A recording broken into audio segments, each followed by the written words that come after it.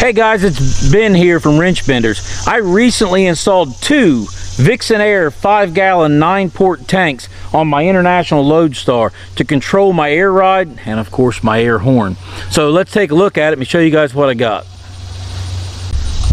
So I'm laying underneath the truck, and there you can see the one tank with the dump valve on it to clean it out, and then there's the other tank. They're mounted parallel with each other inside the frame.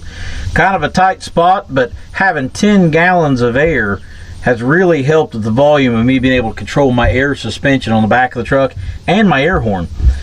These tanks are rated for 200 PSI and have absolutely been able to handle anything I've been able to throw at them. And being as how I do have an air horn and I do air the bags up and down on this truck quite a bit, it is able to hold enough volume for me to do that several times before the compressors have to pump it back up. So if you guys are looking for a tank to hold your air storage on your air ride vehicle, I highly recommend the Vixen Air tanks. They come in multiple different sizes to suit the needs of your particular air ride setup, and they're well made, can handle 200 PSI. And they have absolutely done everything I need for my Lodestar project.